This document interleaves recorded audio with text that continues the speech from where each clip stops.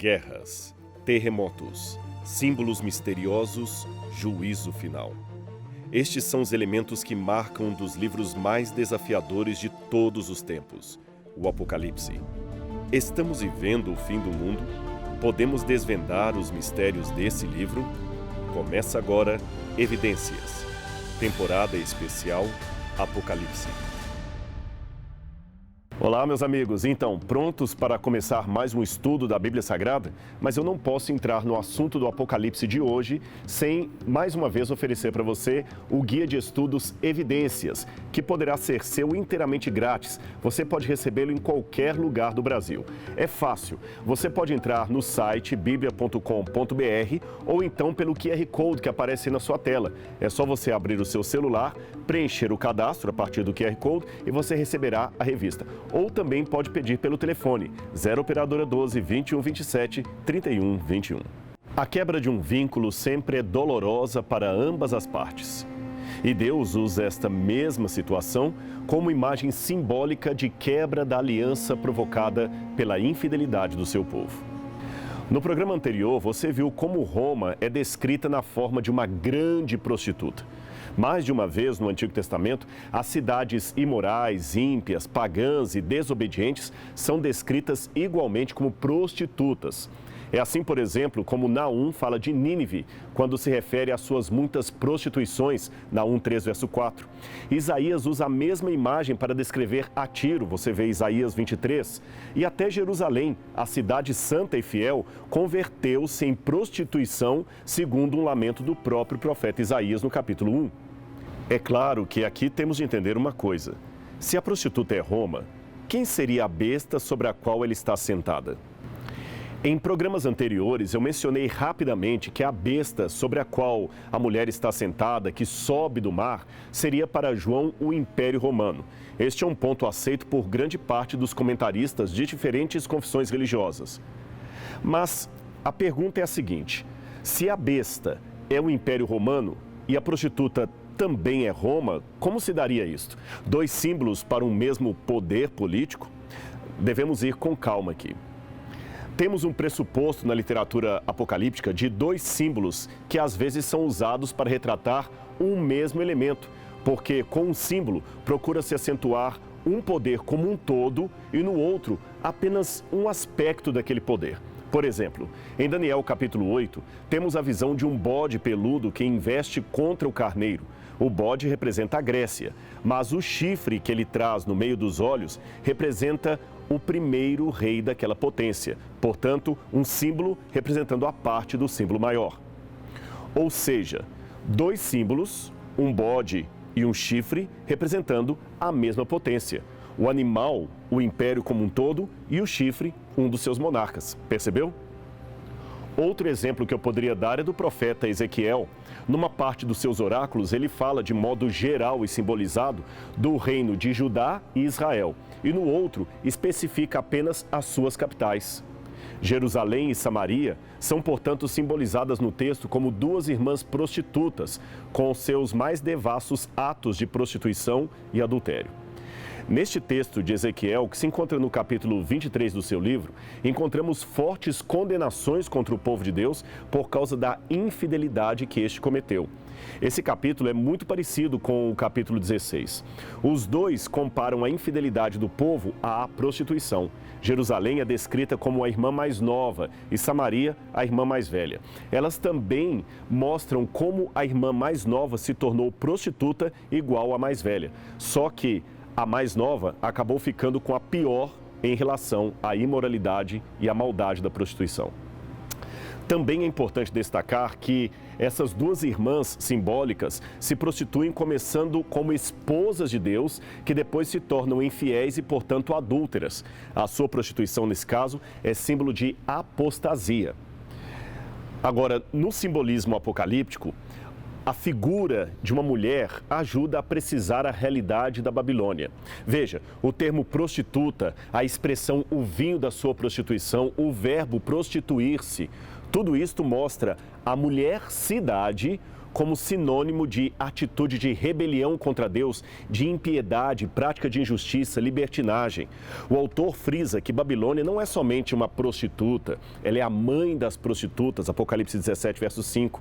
Assim, ele reforça a sua intenção de fazer da cidade o modelo de devassidão. Portanto, se a besta era o Império Romano, a mulher seria a capital desse império.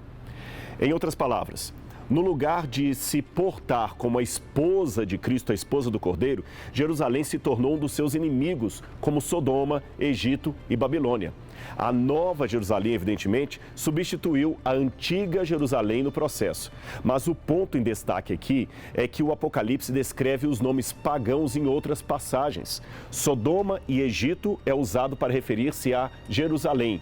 Nomes bastante compatíveis com a Babilônia.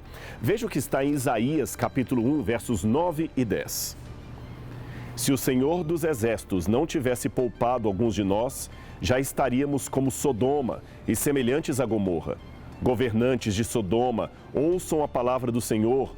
Vocês, povo de Gomorra, escutem a instrução de nosso Deus. Você está percebendo o jogo de palavras que a Bíblia utiliza? O pano de fundo de Apocalipse para esta prostituta do capítulo 17 é o mesmo do Antigo Testamento, que ali se refere a Israel, por um lado, e Jerusalém. Jeremias capítulo 3 também tem uma correspondência notável de palavras e imagens. E de temas também. O tema de Jeremias 3 é o divórcio de Deus em relação ao Reino do Norte, Israel, e a sua ameaça de divórcio em relação ao Reino do Sul, Judá. O tema do Apocalipse é o divórcio de Deus e do novo Israel, ou seja, a sua igreja, que desta vez se prostitui com Roma. E deixe-me reforçar isto. Esta é uma imagem muito forte, eu reconheço. E talvez para livrar o cristianismo de qualquer afronta profética mais séria, alguns comentaristas querem vincular esta imagem da mulher prostituta, da Babilônia mística, à cidade de Jerusalém e aos judeus, porque assim é mais cômodo, mas isso não faz sentido. Por que leríamos com facilidade as denúncias bíblicas apenas quando se aplicam aos pecados dos outros? A história do cristianismo também está repleta de falhas e não protegeremos o evangelho de Cristo ocultando essas falhas ou fingindo que elas não existem. Deixe-me citar um sermão do falecido pregador David Lloyd Jones. É uma citação longa, mas vale a pena conferir. Preste atenção no que ele disse. Talvez não exista nada que tenha denegrido mais a glória de Deus como a história de seu povo na igreja. Por isso, vou tratar desse assunto sobre aprender da história. O famoso dito de Hegel faz nos lembrar que o que aprendemos da história é que não aprendemos nada da história. Não podemos, portanto, deixar que o orgulho espiritual nos impeça de receber as advertências que vêm do nosso Senhor. Uma das principais razões pelas quais muitos argumentaram que Babilônia representa Roma no Apocalipse é que, num segundo momento, a apostasia do povo de Deus, que se une a ela, é de fato amplamente reconhecida em várias fontes judaicas, que usam este mesmo artifício para criticar o Império Romano.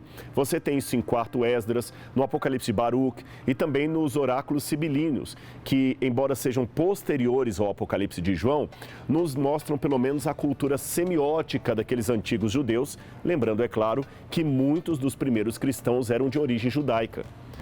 Também, se olharmos especificamente dentro do território da literatura cristã primitiva, nós perceberemos que esta mesma visão é compartilhada por antigos autores como Irineu de Lyon, Tertuliano, Jerônimo e outros adentrando a Idade Média. E mesmo na Bíblia, nós temos essa curiosa passagem de 1 Pedro, capítulo 5, verso 13, que também fala de Babilônia. Preste atenção. A igreja que está em Babilônia, eleita como vós, vos saúda, como também Marcos, meu filho. É claro que aqui trata-se, evidentemente, da igreja que estava em Roma, onde Pedro exerceu seu ministério. Foi assim que também interpretaram todos os autores desde a antiguidade como sendo uma referência à Roma imperial decadente. O termo não poderia referir-se literalmente à cidade de Babilônia, que está sobre o rio Eufrates, que naquela época estava em ruínas, nem à nova Babilônia dos Seleucidas, sobre o rio Tigre, ou mesmo à Babilônia egípcia, que ficava perto de Mênfis. Nem tampouco era uma referência a Jerusalém, deve ser, portanto, uma referência a Roma, a única que é assim chamada na literatura cristã primitiva. Portanto, quando o cristianismo se junta com Roma, a Babilônia mística, este se torna parte dela. Por isso, recapitulando, a besta seria o Império Romano, a prostituta a sua capital. Ao unir-se com o cristianismo, este se torna uma só carne com o império, de modo que os símbolos aludem, portanto, a um cristianismo romanizado e apostatado. Mas o que seria esta apostasia? Bem, sobre isto nós responderemos já já. Mas antes eu preciso falar um pouco sobre esse período de 1260 dias ou 42 meses que a Bíblia fala que a mulher estaria no deserto. Que período é esse? A profecia também fala de um período de hegemonia desse poder apóstata sobre os reis da terra. E com isso eu acho que nós temos a base para explicar um pouquinho o famoso período profético, várias vezes repetido, como sendo 1260 dias. Bem, então vamos lá. Em primeiro lugar, este período aparece escrito de modo diferente em diversas partes da Bíblia, tanto do Apocalipse quanto de Daniel. Eu vou mostrar isso num quadro para você. Preste atenção. Nós temos aqui o texto bíblico, o período profético e o evento. Se você olhar Daniel capítulo 7, verso 25, lá fala de um período profético como sendo um tempo, 2 tempos e metade de um tempo. Ali os santos são perseguidos pelo chifre pequeno. Quando você vai em Daniel capítulo 12, verso 7, você também tem um tempo, 2 tempos e metade de um tempo, quando há a destruição do poder do povo santo. Apocalipse capítulo 11, versículo 2, também tem o mesmo período, mas retratado de maneira diferente. 42 meses. Ali fala dos gentios pisando a cidade santa. Apocalipse 11, verso 3, fala de 1260 dias, que equivalem a 42 meses, com um tempo, 2 tempos e metade de um tempo. Nesse caso, nós temos 2 testemunhas que profetizam vestidas de pano de saco. Apocalipse 12, verso 6, novamente fala de 1260 dias, quando a igreja foge para o deserto. Apocalipse 12, verso 4, fala um tempo, tempos e metade de um tempo, como em Daniel. Aqui, a igreja é sustentada no deserto, a igreja na forma de uma mulher. E, finalmente, Apocalipse capítulo 13, verso 5, fala de 42 meses, que é o poder no qual a besta exerce o seu poder e recebe a sua força vinda do dragão. Todos são períodos equivalentes. É curioso que a palavra hebraica que aparece traduzida no livro de Daniel como tempo é a palavra moed, que significa hora, lugar ou reunião designada. Em hebraico, eles usavam a palavra um tempo para se referir a um ano. Portanto, um tempo, 2 tempos e metade de um tempo seriam 3 anos e meio. A profecia em Daniel 12, verso 7, então está se referindo a 1 ano, 2 anos e metade de um ano, isto é, 3 anos e meio, percebeu? Agora, nós precisamos também, primeiramente, saber que o povo judeu contava os anos e meses de uma maneira um pouco diferente do que fazemos hoje. Eles seguiram o ciclo lunar. Os meses tinham 30 dias e um ano completo, 360 dias. E de vez em quando eles teriam um mês extra para compensar a defasagem. Hoje nós fazemos basicamente a mesma coisa em nosso calendário. Nós adicionamos um dia extra a fevereiro a cada 4 anos e temos também alguns meses de 31 dias.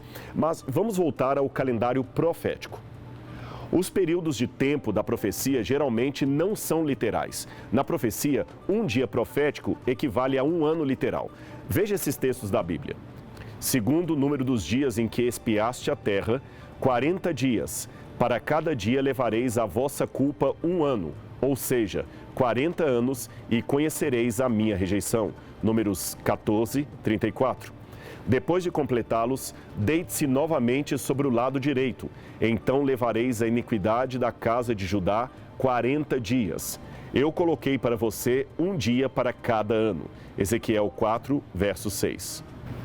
Eu gostaria que você visse também mais um texto, além desses que eu citei, que está em Levítico, capítulo 25, verso 8. Ali diz: contem 7 semanas de anos, 7 vezes 7 anos.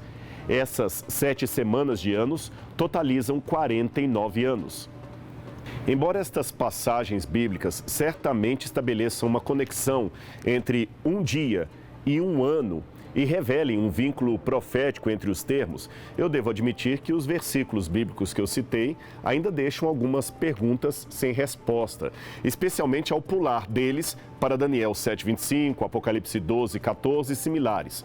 Afinal, são apenas livros que, além de serem diferentes, são gêneros literários muito distintos. Por isso é bom explicar um pouco mais para você esta temática do princípio dia-ano na interpretação profética, tá bem? Para começar, o Antigo Testamento mostra uma ligação clara entre os termos dias e anos, em vários lugares da Bíblia. Porém, os textos podem ser traduzidos como ano, anos ou anual, porque este é o significado mais óbvio. A palavra hebraica é literalmente dias, yomim. Quer ver algum exemplo? Eu vou mostrar para você. A Páscoa foi observada de dias a dias no hebraico literal, mas a expressão deve ser traduzida como de ano a ano, Êxodo 13, verso 10, porque é assim que o texto significa. Outro exemplo. Ana, segundo a Bíblia hebraica, levava Samuel ano após ano, literalmente de dias em dias. E, obviamente, também estava se referindo a uma visita anual ao templo. Um sacrifício anual, em 1 Samuel 20, verso 6, é traduzido no hebraico original como sendo sacrifício de dias.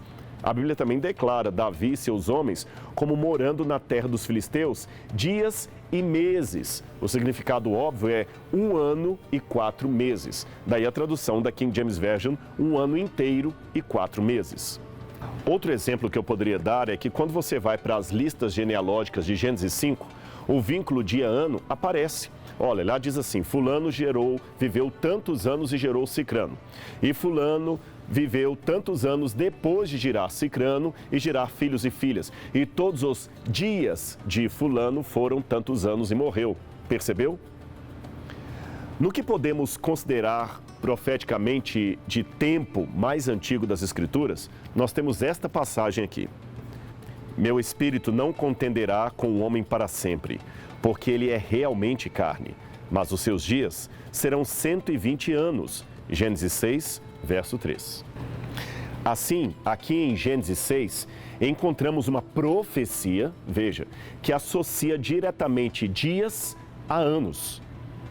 A evidência do princípio dia-ano por trás da profecia das 70 semanas de Daniel capítulo 9 é abundante. E a maioria dos comentaristas bíblicos concorda com isso.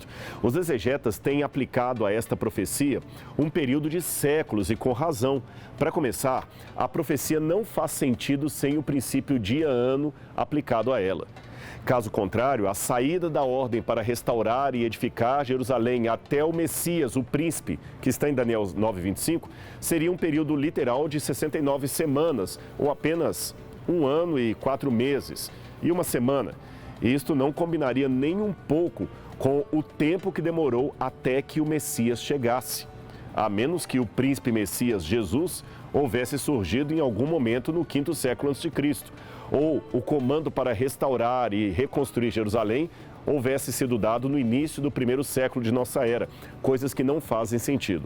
Portanto, a profecia de Daniel capítulo 9 não tem significado a não ser que se aplique a ela o princípio dia-ano e, surpresa das surpresas, quando ele se enquadra no intervalo de tempo dos dois eventos, a profecia fica mais clara ainda. A restauração de Jerusalém na época dos persas e o batismo de Jesus na época de Roma cumprem direitinho o cronograma profético. Uma prova de que os judeus tinham mesmo o costume de fazer uma contagem dia-ano para certos eventos está no episódio envolvendo Tibério e o gramático judeu Diógenes. Quem conta essa história é o historiador Suetônio. Diógenes era um sábio judeu que costumava dar palestra todos os sábados em Rhodes. Mas ele não admitia Tibério, que queria ter uma entrevista com ele. Sempre enviava uma mensagem para um escravo comum, adiando-o para o 7º dia. Quando finalmente Tibério se tornou imperador de Roma, esse judeu então o esperou diante da porta do palácio para prestar-lhe homenagem. Tibério não se vingou mais do que pedir-lhe que voltasse, não no 7º dia, mas 7 anos depois. Uma paródia do costume judaico, percebeu? Sendo assim, podemos tomar o período de hegemonia da Roma cristianizada nesses termos. um ano seriam 360 dias. 3 anos e meio, 3 vezes 360, que somam 1.260 dias. Um dia profético equivale a um ano literal. Portanto, 1.260 dias proféticos seriam 1.260 anos literais. E quando deveria começar este período de hegemonia do cristianismo apóstata? Bem, teria de ser em algum período após a ascensão de Cristo e a perseguição posterior do dragão à mulher, à igreja, num tempo em que a besta do capítulo 13, mais do que o dragão, estivesse ativa na história. Aliás, uma coisa que eu volto a destacar é o fato de que o dragão tem as coroas reais sobre as cabeças, 7 coroas, e a besta sobre os 10 chifres, você se lembra? Ou seja, na época de atuação do dragão, os chifres ainda não haviam recebido seu poder. E considerando que os 1.260 anos ocorrem na fase de domínio da besta e os seus chifres coroados, então os 1.260 anos também deveriam ocorrer em algum tempo depois disso. Mas podemos refinar um pouco mais essa cronologia? Acho que sim. Em Daniel há 2 profecias que me chamam a atenção. Uma está no capítulo 2, outra no capítulo 7. A do capítulo 2 parece ser clara em identificar as pernas da estátua simbólica como representando o Império Romano e os pés, em parte em barro, em parte em ferro, uma divisão que haveria de ocorrer no Império Romano. E quanto ao que viste dos pés e dos artelhos, em parte em barro de oleiro e em parte em ferro, isto será um reino dividido. Daniel capítulo 2, verso 41. No capítulo 7, eu já disse e vou repetir para que fique bem claro, Daniel vê 4 animais que representam impérios mundiais que se seguiriam um após o outro. O leão representando Babilônia, um urso representando a Medopérsia, um leopardo representando a Grécia e uma besta fera representando o Império Romano. Esse animal, chamado na profecia de terrível e espantoso, tinha 10 chifres, assim como o dragão e a besta que se erguem no Apocalipse. Em Daniel, nós não temos informação quanto a coroas na ponta de cada chifre, mas no capítulo 7, verso 24 de Daniel, temos um esclarecimento importante, lembrando que estamos falando também de Roma. Veja o que diz ali. Os 10 chifres correspondem a 10 reis que se levantarão daquele mesmo reino. Depois se levantará outro, o qual será diferente dos primeiros e abaterá 3 reis. Agora perceba o paralelo com a imagem vista em Daniel, capítulo 2, e Roma, que se tornaria um reino dividido.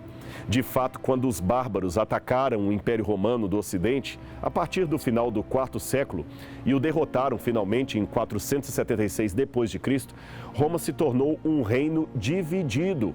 A história confirma isso.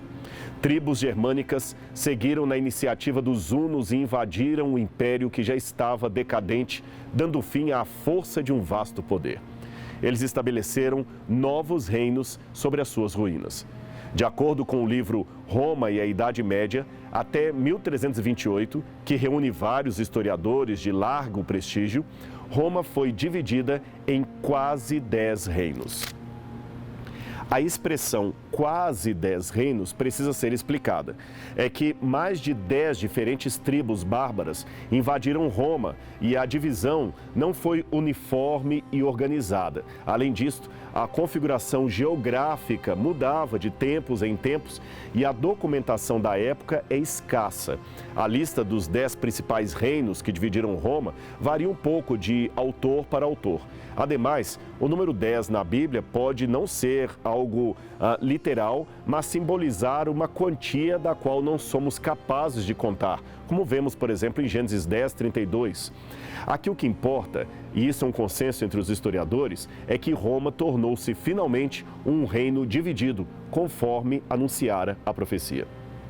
No que diz respeito ao Apocalipse, nós podemos facilmente supor que o dragão governava antes disto, ou seja, antes da divisão que se seguiu à queda do Império Romano, pois os chifres não têm coroas, eles estão nas cabeças do dragão.